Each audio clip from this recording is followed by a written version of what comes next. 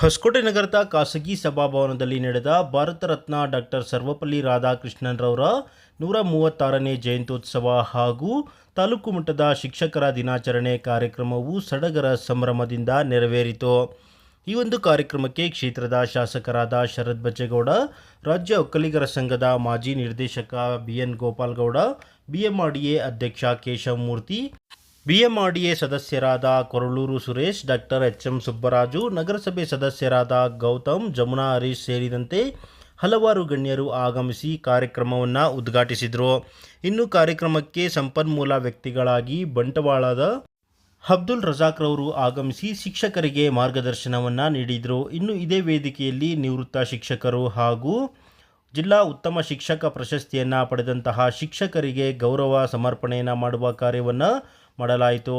ಇದೇ ಒಂದು ಸಂದರ್ಭದಲ್ಲಿ ಡಾಕ್ಟರ್ ಸರ್ವಪಲ್ಲಿ ರಾಧಾಕೃಷ್ಣನ್ ಹಾಗೂ ಸಾವಿತ್ರಿಬಾಯಿ ಫುಲೆ ಅವರ ಭಾವಚಿತ್ರಕ್ಕೆ ಶಾಸಕ ಶರತ್ ಬಚ್ಚೇಗೌಡ ಸೇರಿದಂತೆ ಹಲವಾರು ಗಣ್ಯರು ಪುಷ್ಪ ನಮನವನ್ನು ಸಲ್ಲಿಸುವ ಮೂಲಕ ಅವರ ಸಾಧನೆಯನ್ನು ಸ್ಮರಿಸುವ ಕಾರ್ಯವನ್ನು ಮಾಡಲಾಯಿತು. ಇನ್ನು ಕಾರ್ಯಕ್ರಮದಲ್ಲಿ ಶಾಸಕ ಶರತ್ ಬಚ್ಚೇಗೌಡರವರು ಮಾತನಾಡಿ, ಪ್ರಸ್ತುತ ಶಿಕ್ಷಣದ ವ್ಯವಸ್ಥೆ, ವಿದ್ಯಾರ್ಥಿಗಳಿಗೆ ಶಿಕ್ಷಕರು ಅನುಸರಿಸಬೇಕಾದ ಬೋಧನಾ ಕ್ರಮ ಹಾಗೂ ಶೈಕ್ಷಣಿಕ ಪ್ರಗತಿಯ ಬಗ್ಗೆ ತಾಲೂಕಿನಲ್ಲಿ ತೆಗೆದುಕೊಂಡಿರುವ ಎಲ್ಲ ಕ್ರಮಗಳ ಬಗ್ಗೆ ಶಿಕ್ಷಕರೊಂದಿಗೆ ಸಮಾಲೋಚನೆ ಮಾಡುವ ಕಾರ್ಯವನ್ನು ಮಾಡಿದರು. ಇದೇ ಸಂದರ್ಭದಲ್ಲಿ ಸೂಲಿಬೆಲೆ ಜನತಾ ಕಾಲೋನಿ ಶಾಲೆಯನ್ನು ದತ್ತು ಪಡೆದ ಜೇನುಗೂಡು ರೂರಲ್ ಡೆವಲಪ್ಮೆಂಟ್ ಹಾಗೂ ಟ್ರಸ್ಟ್ನ ಎಲ್ಲ ಪದಾಧಿಕಾರಿಗಳನ್ನು ಶಾಸಕ ಶರತ್ ಬಚ್ಚೇಗೌಡ ಅಭಿನಂದಿಸಿದರು. ಅಬ್ದುಲ್ ರಜಾಕ್ ಸರ್ ಅವರು ತುಂಬಾ ಚೆನ್ನಾಗಿ ಮಾತಾಡಿದ್ರು. ಸರ್ವೇಪಲ್ಲಿ ರಾಧಾಕೃಷ್ಣ ಅವ್ರ ಬಗ್ಗೆ ಆಗಿರ್ಬೋದು, ನಮ್ಮ ಬಾಪುಲೆ ಮೇಡಮ್ ಅವರ ಬಗ್ಗೆ ಆಗಿರ್ಬೋದು, ಎಲ್ಲರ ಬಗ್ಗೆ ಕೂಡ ತುಂಬಾ ಸವಿಸ್ತಾರವಾಗಿ ಮಾತಾಡಿದ್ರು. ಒಂದು ವಿಷಯ ಏನಂತಂದ್ರೆ, ನಾವು ಸರ್ವೇಪಲ್ಲಿ ರಾಧಾಕೃಷ್ಣ ಅವ್ರ ಬಗ್ಗೆ ನಾವೆಲ್ಲ ನೆನ್ಸ್ಕೋಬೇಕಂತಂದ್ರೆ ತತ್ವಜ್ಞಾನಿಗಳವರು. ಹೌದು, ತತ್ವಜ್ಞಾನಿಗಳು ಯಾವ ತರ ಅಂತಂದ್ರೆ, ಬರೀ ಭಾರತ ದೇಶದ ತತ್ವಜ್ಞಾನ ಒಂದನ್ನೇ ಅವರು ಅಳವಡಿಸ್ಕೊಳ್ಳಿಲ್ಲ. ಅವರು ವೆಸ್ಟರ್ನ್ ಫಿಲಾಸಫಿ ಬಗ್ಗೆ, ಆ ಫಿಲಾಸಫಿ ಬಗ್ಗೆನೂ ಕೂಡ ಸಾಕಷ್ಟು ಸಂಶೋಧನೆಗಳ ಅಧ್ಯಯನ ಎಲ್ಲ ಮಾಡಿ ವೆಸ್ಟರ್ನ್ ಫಿಲಾಸಫಿ ಮತ್ತೆ ಇಲ್ಲಿರ್ತಕ್ಕಂಥ ನಮ್ಮ ಭಾರತ ದೇಶದ ತತ್ವಜ್ಞಾನನ ಒಗ್ಗೂಡಿಸ್ಕೊಂಡು ಯಾವ ರೀತಿಯಲ್ಲಿ ಈ ಕಾಲಕ್ಕೆ ಅನುಗುಣವಾದಂಥ ತತ್ವಜ್ಞಾನ ನಾವು ಸಾರ್ಬೋದು ಅನ್ನೋದ್ರ ಬಗ್ಗೆ ಸಾಕಷ್ಟು ಒಂದು ಆಲೋಚನೆಗಳನ್ನ, ಸಾಕಷ್ಟು ವಿಚಾರಗಳನ್ನ ಹಂಚ್ಕೊಂಡು ಬಂದಂತ ಮಹನೀಯರ್ ಅಂತಂದ್ರೆ ಸರ್ವೇಪಲ್ಲಿ ರಾಧಾಕೃಷ್ಣ ಅವರಂತೇಳಿ ನಾವು ಹೆಮ್ಮೆಯಿಂದ ಹೇಳ್ಕೋಬಹುದು. ಅದೇ ರೀತಿಯಲ್ಲಿ ಇವತ್ತೇನು ನಾವು ಸಾವಿತ್ರಿಬಾಯಿ ಫುಲೆ ಅವರ ಒಂದು ಆಚರಣೆ ನಾನು ಕೂಡ ಮಾಡ್ಕೋತಾ ಇದ್ದೀವಿ. ಇವತ್ತು ಯಾರಾದ್ರೂ ಒಂದು ಗಂಡು ಮಗುಗೆ ಅಥವಾ ಗಂಡಸ್ಗೆ ವಿದ್ಯಾಭ್ಯಾಸ ಕೊಟ್ರೆ ಬರೀ ಅದು ಒಬ್ರಿಗೆ ಸೀಮಿತ ಆಗ್ತದೆ. ಆ ಮನುಷ್ಯನು ವಿದ್ಯಾಭ್ಯಾಸನ ಆಗ್ತಾನೆ, ವಿದ್ಯಾವಂತನಾಗ್ತಾನೆ. ಆದ್ರೆ ಒಂದು ಹೆಣ್ಮಗುಗೆ ನಾವು ವಿದ್ಯಾಭ್ಯಾಸನ, ಶಿಕ್ಷಣನ ಕೊಟ್ರೆ ಆ ಹೆಣ್ಮಗು ತನ್ನ ಮಕ್ಕಳಿಗೆ ವಿದ್ಯಾಭ್ಯಾಸ ಕೊಡ್ತದೆ. ಮದುವೆ ಆಗೋದಂತ ಸಂದರ್ಭದಲ್ಲಿ ಮದುವೆ ಆದಂತ ಮನೆಯಲ್ಲಿ ಶಿಕ್ಷಣ ಕೊಡ್ತಾರೆ. ಯಾವ ಮನೆಯಿಂದ ಅವ್ರು ಬಂದಿರ್ತಾರೆ ತವ್ರ ಮನೆಯಲ್ಲಿ ಕೂಡ ಶಿಕ್ಷಣ ಕೊಡ್ತಾರೆ. ಅದರಿಂದ ಶಿಕ್ಷಣ ಪ್ರಮುಖವಾಗಿ ಯಾರಿಗೆ ಕೊಡ್ಬೇಕಂದ್ರೆ ಹೆಣ್ಮಕ್ಳಿಗೆ ಶಿಕ್ಷಣನ ಕೊಡ್ಬೇಕು. ಆ ಒಂದು ನಿಟ್ಟಿನಲ್ಲಿ, ಆ ಹೆಣ್ಮಕ್ಳಿಗೆ ಶಿಕ್ಷಣ ಕೊಡಂತ ಒಂದು ನಿಟ್ಟಿನಲ್ಲಿ ಇವತ್ತು ಸಾವಿತ್ರಿಬಾಯಿ ಫುಲೆ ಅವರು ಆ ಒಂದು ಕಾಲದಲ್ಲಿ ತಗೊಂಡಂತ ಕ್ರಾಂತಿಕಾರಿಯಾದಂತ ಹೆಜ್ಜೆಗಳನ್ನ ನಾವಿವತ್ತಿಗೂ ಅಲ್ಲ, ಶತಮಾನಗಳಾದ್ರೂ ಕೂಡ ನಾವು ನೆನೆಸ್ಕೊಳ್ತಾ ಬರ್ಬೇಕಾಗ್ತದೆ. ಆ ಒಂದು ನಿಟ್ಟಿನಲ್ಲಿ ಈ ಎರಡು ಮಹನೀಯರ ಒಂದು ನೆನಪಿನಲ್ಲಿ ಇಂಥ ಒಂದು ಸುಸಂದರವಾದಂತ ಕಾರ್ಯಕ್ರಮನ ಆಯೋಜನೆ ಮಾಡಿರ್ತಕ್ಕಂಥ ನಮ್ಮ ಎಲ್ಲ ಇಲ್ಲಿರ್ತಕ್ಕಂಥ ಶಿಕ್ಷಕ ಸಂಘದ ಎಲ್ಲ ಸದಸ್ಯರಿಗೂ ಕೂಡ ಮನಸ್ಪೂರ್ವಕವಾದಂತ ಜೋರಾದ ಚಪ್ಪಾಳೆ ಮುಖಾಂತರವಾಗಿ ಅಭಿನಂದನೆಯನ್ನ ನಾನು ಸಲ್ಲಿಸ್ತೇನೆ. ಒಂದು ಬಂಡೆನ, ಒಂದು ಶಿಲೆನ ಒಂದು ಮೂರ್ತಿಯಾಗಿ ಪರಿವರ್ತನೆ ಮಾಡ್ಬೇಕಂದ್ರೆ ಆ ಮೂರ್ತಿಯಾಗಿ ಪರಿವರ್ತನೆ ಮಾಡಕ್ಕೋಸ್ಕರ ಸಾಕಷ್ಟು ಕ್ರಮಗಳಾಗಬೇಕಾಗ್ತದೆ. ದೊಡ್ಡ ಸುಳಿ ಏಟಿಂದ ಮೂರ್ತಿಗೆ ಒಂದು ರೂಪ ಕೊಡುವಂಥದ್ದು, ಸೂಕ್ಷ್ಮವಾದಂತ ಫೀಚರ್ಸ್ಗೆ ಸಣ್ಣ ಸುಳಿ ಏಟಿಂದ ಅದಕ್ಕೆ ರೂಪ ಕೊಡುವಂಥದ್ದು ನಡ್ಕೊಂಡು ಬಂದಿರೋಂಥದ್ದು. ಆದ್ರೆ ಇವತ್ತು ವ್ಯವಸ್ಥೆಗಳು ಗೋಪಾಲಣ್ಣವ್ರು ಹೇಳ್ದಂಗೆ ದೊಡ್ಡ ಸುಳಿ ಏಟು ಹಾಕಂಗಿಲ್ಲ, ಸಣ್ಣ ಸುಳಿ ಏಟು ಹಾಕಂಗಿಲ್ಲ. ಅದಕ್ಕೆ ರೂಪನ ನೀವು ಇವಾಗ ಕೊಡಕ್ಕೆ ಇರೋಂಥ ಮಾರ್ಗ ಒಂದೇನೆ, ಪ್ರೀತಿ, ವಿಶ್ವಾಸ, ಅವ್ರ ಮನಸ್ಸನ್ನ ಗೆಲ್ಲದಂಥದ್ದು ಬಿಟ್ರೆ ಇನ್ ಯಾವ ರೀತಿಯಲ್ಲಿ ಕೂಡ ಆ ಶಿಲೆಯ ರೂಪನ ಬದಲಾವಣೆ ಮಾಡಕ್ಕೆ ಮೊದಲಿದ್ದಂಥ ಮಾರ್ಗಗಳು ಇವತ್ತು ಇಲ್ಲದೆ ಇದ್ದಂಥ ಸಂದರ್ಭದಲ್ಲಿ ಕಾಲಕ್ರಮೇಣವಾಗಿ ನಾವು ಕೂಡ ಶಿಕ್ಷಣದ ಪದ್ಧತಿಗಳನ್ನ, ಶಿಕ್ಷಣದ ವ್ಯವಸ್ಥೆಗಳನ್ನ, ಶಿಕ್ಷಣದ ಟೀಚಿಂಗ್ ಮಾಡೆಲ್ಗಳನ್ನ ಬದಲಾವಣೆ ಮಾಡ್ಕೊಳ್ತಾ ಬರ್ಬೇಕಾಗ್ತದೆ. ಆ ಒಂದು ನಿಟ್ಟಿನಲ್ಲಿ ನಮ್ಮ ತಾಲೂಕಲ್ಲಿ ಸತತವಾದಂಥ ಪ್ರಯತ್ನಗಳ ಜೊತೆ ನಾವಾದರೂ ಬೇರೆ ಜಿಲ್ಲೆಗಳಿಗೆ ರಾಜ್ಯದಲ್ಲಿ ಒಂದೊಳ್ಳೆ ಸ್ಥಾನದಲ್ಲಿರುವಂಥ ಹೆಮ್ಮೆ ಇವತ್ತು ನನಗಿದೆ.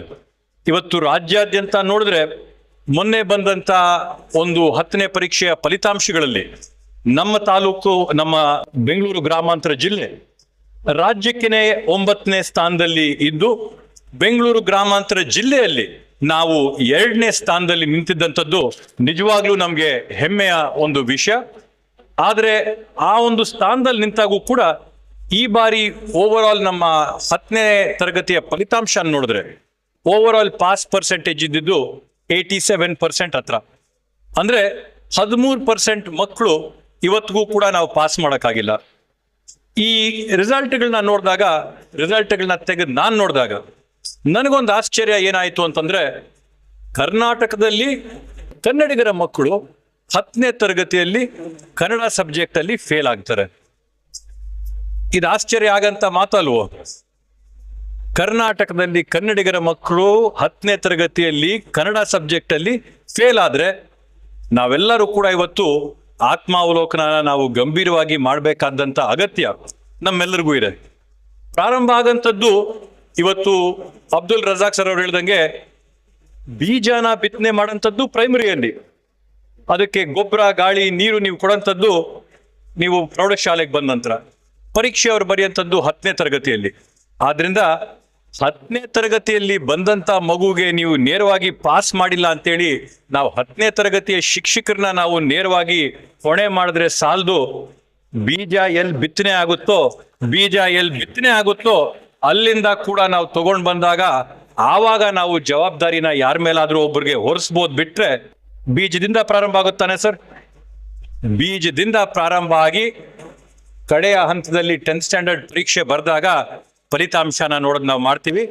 ಆದ್ರಿಂದ ಆ ಒಂದು ನಿಟ್ಟಿನಲ್ಲಿ ಈ ಶಿಕ್ಷಣದ ವ್ಯವಸ್ಥೆಗೆ ಸಂಪೂರ್ಣವಾಗಿ ಸಮಗ್ರವಾಗಿ ಒಂದು ಸುಧಾರಣೆ ತರಬೇಕು ಅಂತ ನಿಟ್ಟಿನಲ್ಲಿ ಇವತ್ತು ನಾವು ಯುನೈಟೆಡ್ ವೇನ್ ಅಂತ ಒಂದು ಸಂಸ್ಥೆ ಜೊತೆ ನಾವು ಕೆಲಸ ಮಾಡಿ, ಬ್ರಿಲಿಯೋನ್ ಅಂತ ಒಂದು ಸಂಸ್ಥೆ ಜೊತೆ ಕೆಲಸ ಮಾಡಿ, ಅಲ್ಲಿರ್ತಕ್ಕಂಥ ಸ್ಲೋ ಲರ್ನರ್ಸ್ಗೆ ನಾವು ಯಾವ ಥರದಲ್ಲಿ ಪ್ರೋತ್ಸಾಹ ಕೊಡ್ಬೋದು, ಅವ್ರಿಗೆ ನಾವು ಯಾವ ಥರದಲ್ಲಿ ಸಪೋರ್ಟ್ ಕೊಡಬೇಕು ಅನ್ನೋಂಥದ್ದನ್ನ, ಮತ್ತೆ ವಿಶೇಷವಾಗಿ ಫೌಂಡೇಶನಲ್ ಲರ್ನಿಂಗ್ ಅಂದ್ರೆ ಏನು ಅಡಿಪಾಯ ಅಂತಿರುತ್ತೆ, ಆ ಫೌಂಡೇಶನಲ್ ಲರ್ನಿಂಗ್ ಚೆನ್ನಾಗಿರ್ಬೇಕು ಅನ್ನೋ ನಿಟ್ಟಿನಲ್ಲಿ ಫೌಂಡೇಶನಲ್ ಲರ್ನಿಂಗ್ ಕೋರ್ಸ್ಗಳಂತ ಮಾಡಿ 4ನೇ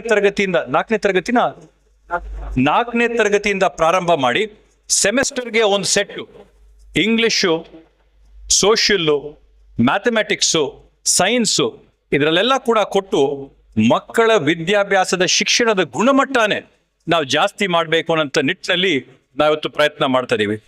ಯಾಕಿದ್ರ ಬಗ್ಗೆ ಎಲ್ಲ ಇಷ್ಟು ಪ್ರಮುಖವಾಗಿ ನಾವು ಕೊಡ್ತಾ ಇದೀವಿ ಅಂತಂದ್ರೆ, ನಾನು ಸರ್ಜಾಪುರಕ್ಕೆ ಹೋಗಿದ್ದ ಕಾರ್ಯಕ್ರಮ ಉದಾಹರಣೆ ಕೊಡ್ತೀನಿ. ತೈವಾನಿಂದ ಕಂಪನಿ ಇವತ್ತು ಭಾರತಕ್ಕೆ ಬರೋಂಥ ಅಗತ್ಯ ಏನಿದೆ? ತೈವಾನಲ್ಲಿ ಜನಸಂಖ್ಯೆ ಫಿಕ್ಸ್ ಆಗೋಗಿದೆ, ಜನಸಂಖ್ಯೆ ಜಾಸ್ತಿ ಆಗ್ತಾ ಇಲ್ಲ, ನಿಂತಿದೆ. ಅವ್ರಿಗೆ ಇಂಜಿನಿಯರ್ಗಳ ಅಗತ್ಯ ಇದೆ, ಅವ್ರಿಗೆ ಟೆಕ್ನಿಷಿಯನ್ಗಳ ಅಗತ್ಯ ಇದೆ, ಅವ್ರಿಗೆ ಶಾಪ್ ಫ್ಲೋರ್ ಅಲ್ಲಿ ಕೆಲಸ ಮಾಡೋಂಥ ಶಾಪ್ ಫ್ಲೋರ್ ಜನದ ಕೆಲಸ ಇದೆ. ಆದ್ರೆ ಇವತ್ತು ಆ ಕಡೆಗಳೆಲ್ಲ ಜನಸಂಖ್ಯೆ ಇಲ್ಲ.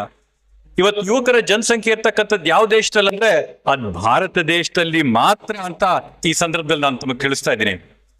ಅದನ್ನ ಒಂದು ಮಾತನ್ನ ಬಳಸ್ತಾರೆ, ಹ್ಯೂಮನ್ ಕ್ಯಾಪಿಟಲ್, ಹ್ಯೂಮನ್ ಡಿವಿಡೆಂಟ್ ಅಂತ ಹೇಳಿ. ಅಂದ್ರೆ ನಮ್ಮಲ್ಲಿರ್ತಕ್ಕಂಥ ವಿಶೇಷತೆ ಏನಂತಂದ್ರೆ, ನಮ್ಮಲ್ಲಿರ್ತಕ್ಕಂಥ ಜನಸಂಖ್ಯೆ, ನಮ್ಮಲ್ಲಿರ್ತಕ್ಕಂಥ ಯುವ ಶಕ್ತಿ, ನಾವೆಲ್ಲರೂ ಕೂಡ ಸೇರಿಕೊಂಡು ಇವ್ರಿಗೊಂದು ಒಳ್ಳೆ ಮಾರ್ಗನ ತೋರಿಸ್ತಿದ್ರೆ, ನಾವೆಲ್ಲರೂ ಕೂಡ ಒಗ್ಗಟ್ಟಾಗಿ ಪ್ರಯತ್ನ ಮಾಡಿ ಬೀಜದಿಂದ ಹಿಡಿದು ಗಿಡ ಪೈರಾಗೋವರೆಗೂ ಸರಿಯಾದಂಥ ಪೋಷಣೆ ನಾವು ಅದಕ್ಕೆ ಕೊಟ್ಟಿಲ್ಲ ಅಂತಂದ್ರೆ, ಇಷ್ಟು ಜನಸಂಖ್ಯೆನೂ ಕೂಡ ನಾವು ಇಟ್ಕೊಂಡು, ಇಷ್ಟು ಯುವಕರ ಸಂಖ್ಯೆನೂ ಇಟ್ಕೊಂಡು ನಮ್ಮ ಮಾನವ ಸಂಪನ್ಮೂಲ ಯಾವುದೇ ಒಂದು ಕೆಲಸಕ್ಕೆ ಬರ್ದೇ ಇರೋಂಥ ರೀತಿಯಲ್ಲಿ ಆಗಬಾರ್ದು ಅನ್ನೋಂಥ ನಿಟ್ಟಿನಲ್ಲಿ ನಾವಿವತ್ತು ಸಮಾಜದ ಶಿಲ್ಪಿಗಳು ಮುಂದಿನ ದಿನಗಳಲ್ಲಿ ಯಾರಾದ್ರೂ ಆಗ್ತಾರಂದ್ರೆ ಅದು ಶಿಕ್ಷಕರೇ ತಾವೇ ಸಮಾಜದ ಶಿಲ್ಪಿಗಳಾಗ್ತೀರಾ. ಆದ್ರಿಂದ ಸಮಾಜದ ಅತ್ಯಂತ ದೊಡ್ಡ ಹೊರೆ, ಸಮಾಜದ ಅತ್ಯಂತ ದೊಡ್ಡ ಜವಾಬ್ದಾರಿ ಇವತ್ತು ತಮ್ಮೇಲಿದೆ ಅಂತೇಳಿ ಈ ಸಂದರ್ಭದಲ್ಲಿ ನಾನು ಹೇಳಕ್ ಬಯಸ್ತೀನಿ. ಗೋಪಾಲಣ್ಣವರು ಒಂದು ಶ್ಲೋಕನ ಹೇಳಿದ್ರು, ಗುರು ಬ್ರಹ್ಮ ಗುರು ವಿಷ್ಣು ಗುರುದೇವೋ ಮಹೇಶ್ವರ ಗುರು ಸಾಕ್ಷಾತ್ ಪರಬ್ರಹ್ಮ ತಸ್ಮೈ ಶ್ರೀ ಗುರುವೇ ನಮಃ ಅಂತೇಳಿ. ಅಂದ್ರೆ ಗುರು ನೀನೇ ಬ್ರಹ್ಮ, ಗುರುವೇ ವಿಷ್ಣು, ಗುರುವೇ ಮಹೇಶ್ವರ ಅಂತಂದ್ರೆ ಸೃಷ್ಟಿ, ಸ್ಥಿತಿ, ಲಯ. ಒಂದು ಆಲೋಚನೆ, ಮಗುವಲ್ಲಿರ್ತಕ್ಕಂಥ ಒಂದು ಪ್ರತಿಭೆ, ಅದನ್ನ ಗುರುತಿಸಿ ಅದಕ್ಕೆ ಪ್ರೋತ್ಸಾಹ ಕೊಡುವಂಥದ್ದು ಬ್ರಹ್ಮನ ಕೆಲಸ, ಏನನ್ನಾದ್ರೂ ಸೃಷ್ಟಿ ಮಾಡೋಂಥದ್ದು. ಆದ್ರಿಂದ ಆ ಮಗುವಲ್ಲಿರ್ತಕ್ಕಂಥ ಪ್ರತಿಭೆನ ಪ್ರೋತ್ಸಾಹ ಮಾಡೋಂಥದ್ದು, ಅದನ್ನ ಗುರುತಿಸಿ ಆ ಮಗುಗೆ ಬಂದಂತ ಆಲೋಚನೆಗೆ ಒಂದು ಪೋಷಣೆ ಕೊಡುವಂಥದ್ದು, ಆ ಮಗುವಲ್ಲಿ ವಿದ್ಯಾಭ್ಯಾಸದಲ್ಲಿ ಆಸಕ್ತಿನ ಮೂಡಿಸಂಥದ್ದು ಆ ಬ್ರಹ್ಮ ನೀವೇನೆ. ಆಸಕ್ತಿ ಮೂಡ್ತು, ಐಡಿಯಾ ಬಂತು, ಆಸೆ ಆಯ್ತು, ಅದನ್ನ ಬೆಳೆಸಿ ಅದನ್ನ ಮುಂದುವರ್ಸ್ಕೊಂಡೋಗಿ ಅದನ್ನ ಕಾಪಾಡ್ತಂತ ಸ್ಥಿತಿನ ಕಾಪಾಡಂಥದ್ದು ಅದು ಕೂಡ ತಮ್ಮ ಜವಾಬ್ದಾರಿ. ಆದ್ರಿಂದ ಗುರು ವಿಷ್ಣು ಅಂತೇಳಿ ಸ್ಥಿತಿನ ಕಾಪಾಡಂಥದ್ದು ಕೂಡ ಗುರುಗಳು. ಗುರು ಸಾಕ್ಷಾತ್ ಪರಬ್ರಹ್ಮ ತಸ್ಮೈ ಶ್ರೀ ಗುರುವೇ ನಮಃ ಅಂತೇಳಿ ಏನು ಮಹೇಶ್ವರನ್ ಹೇಳ್ತಾರೆ. ಮಹೇಶ್ವರ ಅಂತಂದ್ರೆ ನಾವೆಲ್ಲ ಅಂದ್ಕೊಳ್ಳೋದು ಅಂತ್ಯ ಅಂತೇಳಿ. ಅಂತ್ಯ ಅನ್ನೋದಕ್ಕೆ ಬೇರೆ ಆದಂತ ಅರ್ಥ ಕೂಡ ಇರುತ್ತೆ. ಇವತ್ತು ಜೀವನ ಪೂರ್ತಿ ಮಾಡ್ತಿರೋದು ಅದಕ್ಕೊಂದು ಗುರಿನ ಮುಟ್ಸಂತ ಕೆಲಸನ ಮಾಡ್ಬೇಕಾಗ್ತದೆ. ಗುರಿನ ತಲುಪಂಥದ್ದೇ ಅಂತ್ಯ. ಆ ಗುರಿನ ತಲುಪಿಸಂತ ಕೆಲಸನೂ ಕೂಡ ಗುರುವೇ ಮಾಡಬೇಕು. ಅದರಿಂದ ಒಂದು ಐಡಿಯಾನ, ಒಂದು ಆಲೋಚನೆಯಿಂದ ಪ್ರಾರಂಭ ಆಗಿ ಅದು ಬೆಳ್ಕೊಂಡು ಒಂದು ಮರ ಆಗಿ ಕಡೆಗೆ ಅದಕ್ಕೊಂದು ಅಂತ್ಯ ತಲುಪಿಸಂಥದ್ದು ಯಾರ ಕೈಯಲ್ಲಾದ್ರೂ ಸಾಧ್ಯ ಅಂತಂದ್ರೆ ಅದ್ ಗುರು ಕೈಯಲ್ಲಿ ಮಾತ್ರ ಅಂತ ಈ ಸಂದರ್ಭದಲ್ಲಿ ಹೇಳ್ತಾ, ಇನ್ನು ಮಾತಾಡಕ್ಕೆ ಹಲವಾರು ವಿಷಯಗಳಿವೆ, ಚರ್ಚೆ ಮಾಡಕ್ ಸಾಕಷ್ಟಿದೆ. ಆದ್ರೆ ಇವತ್ತು ಸಮಯದ ಅಭಾವದಿಂದ ಇನ್ನು ಶಿಕ್ಷಕರಿಗೆ ನಾವು ಪ್ರತಿಭಾ ಪುರಸ್ಕಾರ ಕೊಡುವಂಥದ್ದಿದೆ, ನಿವೃತ್ತ ಶಿಕ್ಷಕರನ್ನ ಗೌರವಿಸುವಂಥದ್ದಿದೆ. ಈ ಎಲ್ಲ ಕಾರ್ಯಕ್ರಮಗಳನ್ನ ಇಟ್ಕೊಂಡು ಕಡೆಯಲ್ಲಿ ಒಂದೇ ಒಂದು ಶಿಕ್ಷಕರಿಗೆ ಮೋಕ್ಷ ಯಾವಾಗ ಸಿಗುತ್ತೆ, ಒಬ್ಬ ಗುರುಗೆ ಯಾವಾಗ ಮೋಕ್ಷ ಸಿಗುತ್ತೆ ಅಂತೇಳಿ ಒಂದು ದೊಡ್ಡ ಪ್ರಶ್ನೆ ಇತ್ತು. ಆದ್ರಿಂದ ಅದಕ್ಕೆ ಉತ್ತರ ಸುಲಭವಾಗಿ ಬಂತು. ಒಬ್ಬ ಶಿಷ್ಯನಿಗೆ ಮೋಕ್ಷ ಯಾವಾಗ ಸಿಗುತ್ತೆ ಅಂತೇಳಿ. ಶಿಷ್ಯನಿಗೆ ಮೋಕ್ಷ ಸಿಗಂಥದ್ದು ಸುಲಭವಾಗಿ ಸಿಗ್ತದಂತೆ. ಗುರು ತೋರಿಸಿದ ಮಾರ್ಗದಲ್ಲಿ ನಡೆಸ್ಕೊಂಡು ಹೋದ್ರೆ ಶಿಷ್ಯನಿಗೆ ಮೋಕ್ಷ ಸಿಗುತ್ತೆ. ಯಾಕಂದ್ರೆ ಮೋಕ್ಷ ಅನ್ನಂಥದ್ದು ಕಾಯಕದಿಂದ ಕೂಡ ಮೋಕ್ಷ ಆಗ್ಬೋದು, ತತ್ವಜ್ಞಾನದಿಂದ ಮೋಕ್ಷ ಸಿಗ್ಬೋದು, ತ್ಯಾಗದಿಂದ ಕೂಡ ಮೋಕ್ಷ ಸಿಗ್ಬೋದು. ಬಟ್ ಈ ಎಲ್ಲ ಮೋಕ್ಷ ಸಿಗ್ಬೇಕಂತಂದ್ರೆ ಒಬ್ಬ ಶಿಷ್ಯನ್ಗೆ ಯಾರಿರ್ಬೇಕು? ಗುರು ಇರಲೇಬೇಕು. ಆಯ್ತು, ಶಿಷ್ಯನಿಗೇನೋ ಮೋಕ್ಷ ಸಿಗುತ್ತೆ. ಗುರುಗೆ ಯಾವ ತರ ಮೋಕ್ಷ ಅಂತಂದ್ರೆ, ಗುರುಗ್ ಮೋಕ್ಷ ಸಿಗಕ್ಕೆ ಒಂದೇ ರೀತಿಯಂತೆ, ಒಂದೇ ದಾರಿ ಇರೋದಂತೆ. ಶಿಷ್ಯಂದ್ರಿಗೆ ಮೋಕ್ಷ ಕೊಟ್ಟಂತ ಗುರುಗೆ ಮಾತ್ರ ಮೋಕ್ಷ ಬಿಟ್ರೆ ಶಿಷ್ಯಂದ್ರಿಗೆ ಮೋಕ್ಷ ಇಲ್ಲ ಅಂದ್ರೆ ಗುರುಗಳಿಗೆ ಮೋಕ್ಷ ಇಲ್ವಂತೆ. ಆದ್ರಿಂದ ತಮ್ಮೆಲ್ಲರಿಗೂ ಕೂಡ ಮೋಕ್ಷ ಆಗ್ಬೇಕಂದ್ರೆ ಮೋಕ್ಷ ಪಡಿಯಂತ ಶಿಷ್ಯಂದ್ರನ್ನ ತಯಾರು ಮಾಡಿ ಅಂತ ಈ ಸಂದರ್ಭದಲ್ಲಿ ಹೇಳ್ತಾ ನನ್ನ ಮಾತಿಗೆ ವಿರಾಮ ನೀಡ್ತೀನಿ. ಜೈ ಹಿಂದ್, ಜೈ ಕರ್ನಾಟಕ ಮಾತೆ.